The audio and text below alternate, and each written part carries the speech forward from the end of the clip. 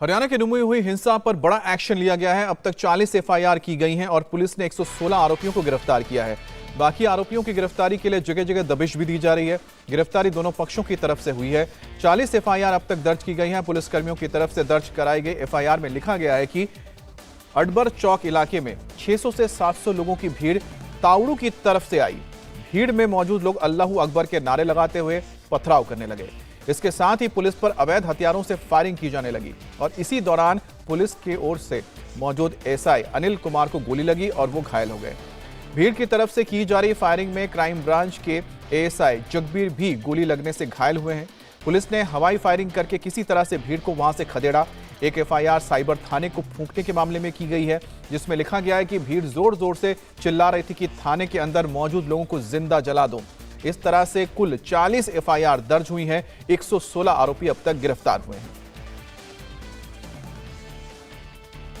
तो यही आप एफआईआर को देख रहे हैं, जिसमें लिखा गया है कि किस तरह से तावड़ू की तरफ से करीब 600 से 700 लोगों की जो भीड़ थी वो फौजी उग्र असामाजिक तत्व उसमें शामिल थे और लोगों के हाथ में हथियार थे। हथियारों के साथ वो पुलिस पर हमला कर रहे थे।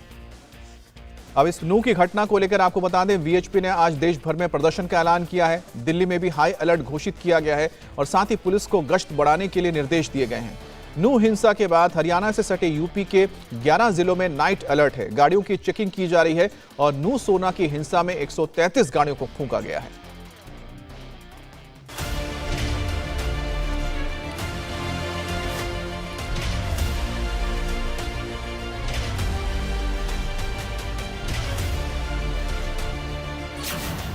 नूह के बाद गुरुग्राम में भड़की चिंगारी।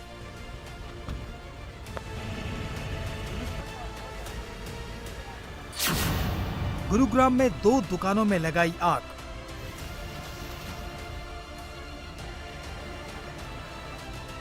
ये तस्वीरें गुरुग्राम सेक्टर 70A की हैं। इसी सेक्टर में 2 अलग अलग जगहों पर उपद्रवियों ने आग लगा दी। 2 दुकानों को खाक कर दिया। एक दुकान कबाड़ी वाले की है जिसमें शोले भड़क रहे हैं। दमकल कर्मी आग को बुझाने में लगे हैं। दूसरी दुकान पंक्चर वाले की है जिसे आग के हवाले कर दिया गया। एक झुग्गी में भी आग लगाई गई। ये आगजनी एक ही सेक्टर में 3 अलग अलग जगहों पर की गई। इन दुकानों के मालिक दिन में ही दुकान छोड़कर फरार हो गए थे। मंगलवार शाम करीब 9 बजे इन दुकानों को आग के हवाले कर दिया गया। जिस वक्त आगजनी हुई उस वक्त वहां पर कोई मौजूद नहीं था। पुलिस मौके पर पहुंची, फायर ब्रिगेड पहुंची, तब जाकर आग पर काबू पाया गया, लेकिन तब तक सब कुछ खाक हो चुका था। गुरुग्राम में इस आगजनी के बाद पुलिस ने ट्वीट करके बताया कि गुरुग्राम में कुछ जगहों पर इस तरह की आगजनी की वारदात हुई है। पुलिस अलर्ट है। लेकिन गुड़गांव पुलिस उन संबंधित सभी जगहों पर अपना अच्छे से मॉनिटर कर रहे हैं और संबंधित जितने इलाके हैं उन पर हैवी पुलिस डिप्लॉयमेंट करी गई है ताकि इस संबंध में कोई भी ऐसा घटनाक्रम दोबारा से ना हो। गुड़गांव पुलिस आपकी सेवा में हमेशा तत्पर है और अगर किसी भी प्रकार से किसी व्यक्ति विशेष के पास कोई ऐसी सूचना प्राप्त होती है तो वो 112 helpline number Gurgaon police control को सूचित कर सकते हैं। नूह से लेकर सोहना तक जो हिंसा की साजिश हुई उसके सबूत एक एक कर सामने आ रहे हैं। ये पूरी हिंसा एक प्लानिंग थी। पूरी साजिश रची गई। यात्रा के रूट की बाकायदा मैपिंग हुई। उसके बाद यात्रा में शामिल गाड़ियों को चारों तरफ से घेर कर उन पर पथराव किया गया। जो लोग पैदल थे उन्हें टारगेट करके छतों से पत्थर बरसाए गए। ये पत्थर पहले से जुटाए गए थे। हिंसा की तस्वीरों को फेसबुक पर लाइव किया गया। उससे पहले यात्रा के रास्ते पर सिलेंडर रख दिए गए ताकि ब्लास्ट करवाए जा सके। और आज तो ऐसे उड़ाएंगे तो तेरी जिंदगी में लाश आ जाए गारंटी। ये सिलेंडर धरा है, सरकार भी सुन लिया भाई। रोड पे ठीक है ना। और सैकुल भाई को इंसाफ मिलना चाहिए। बस सरकार होश माजा और ना सिर्फ जुनैद को भी हमने इंसाफ चाहिए, ठीक है ना। दंगाइयों को पता था कि उनकी रिकॉर्डिंग सब जगह से चल रही है, इसलिए उन्होंने बहुत हद तक कैमरे से बचने की कोशिश की। जहां भी तोड़फोड़ के लिए पहुंचे वहां सीसीटीवी ही हटा दिए या फिर उनकी डायरेक्शन ही बदल दी। घटना इस प्रकार हुई कि वहां समाज की एक यात्रा जो हर वर्ष निकलती थी उसका आयोजन किया जा रहा था और कुछ लोगों ने एक षड्यंत्र रच करके उस यात्रा पर आक्रमण करना शुरू किया और आक्रमण न केवल यात्रा पर बल्कि पुलिस के ऊपर भी उन लोगों ने किया, जिसके परिणाम स्वरूप यात्रा को भी भंग किया गया और बहुत से स्थानों पर आगजनी की घटनाएं हुई, गाड़ियां जला दी गई। निश्चित रूप से एक बड़े षड्यंत्र का कहीं न कहीं हिस्सा लगता है। साजिश के निशाने पर केवल शोभा यात्रा नहीं थी, पुलिस भी उनके निशाने पर थी।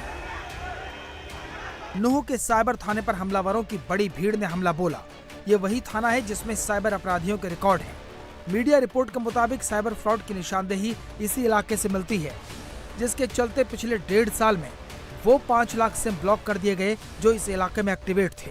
अभी तक 300 करोड़ रुपए से ज्यादा के फ्रॉड की जांच यहां चल रही थी। उपद्रवियों ने इसे फूंक दिया।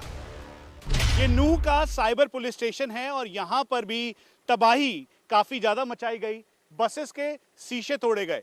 पीसीआर वैन यहाँ पर खड़ी थी, उसको पूरी तरीके से क्षतिग्रस्त किया। यहाँ पर जो पुलिसकर्मी थे उन्होंने जैसे तैसे अपनी जान बचाई और स्थिति इतनी ज्यादा खराब थी कि इससे पहले कि वो कंट्रोल कर पाते, इन दोनों पीसीआर वैन और एसएचओ व्हीकल के अंदर आग लगा दी गई। उसके अलावा तोड़फोड़ की गई और फिर जो उनके पास था डंडा, पत्थर, उन सभी से उसके ऊपर लगातार डैमेज किया गया। और ये तकरीबन 3 बजे के लगभग शायद। हाँ। और पक्का नहीं पता था। और ये आके पत्थरबाजी होने लगी, यहाँ पे तोड़फोड़ हाँ करने जी, लगे। ये बस से दीवार गिरा दी। हाँ।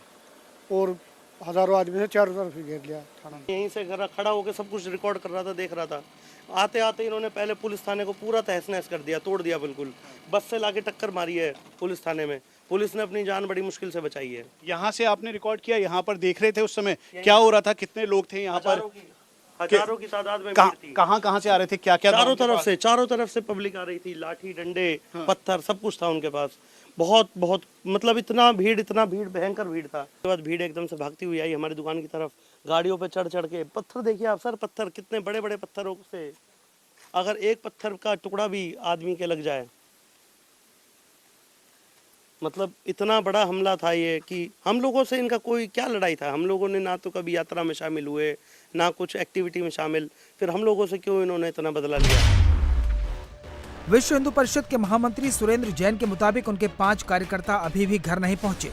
अभिषेक नाम के कार्यकर्ता को गोली मारी गई, उसके बाद उसका गला रेता गया और फिर शव को कार में डालकर जला दिया गया।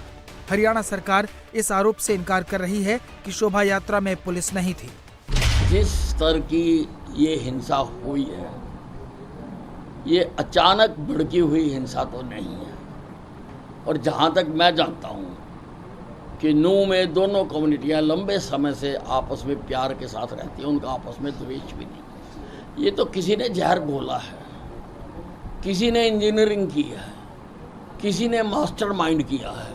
जिस स्तर पे एंट्री पे भी पत्थर रखे हुए हैं, छतों पर भी पत्थर रखे हुए हैं, हथियार भी हैं, गोलियां भी हैं, एकदम तो सामने आते नहीं हैं। और ये यात्रा कोई ऐसा नहीं है पहली बार निकली है, हर साल यात्रा निकलती है। यात्रा के साथ हर साल जितनी फोर्स होती है उतनी हमने आज भी दे रखी थी। तो मैं किसी जल्दी नतीजे पर नहीं पहुंचना चाहता हूं। हम गहराई के साथ जांच करेंगे, तथ्यों सहित जांच करेंगे और एक एक उस व्यक्ति को जिसने प्रदेश की और देश की शांति को भंग करने का षड्यंत्र किया है, हम उसके खिलाफ कार्रवाई करेंगे। इस पूरे मामले में मोनू मानेसर का सोशल मीडिया पर दिया गया चैलेंज भी सामने आ रहा है, जिसमें वो शोभा यात्रा में शामिल होने की बात कर रहा है, लेकिन सोशल मीडिया पर ही मोनू ने शोभा यात्रा में शामिल होने से इनकार किया है। सोशल मीडिया पर 3 दिनों तक दोनों तरफ से धमकियों का सिलसिला जारी था।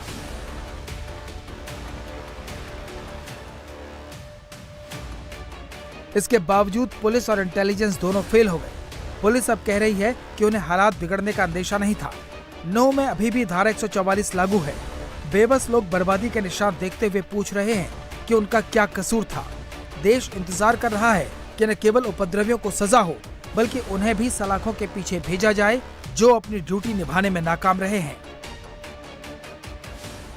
इंडिया टीवी हर वक्त हर जगह डाउनलोड करने के लिए सर्च करें India TV news Google play store या ऐप स्टोर पर।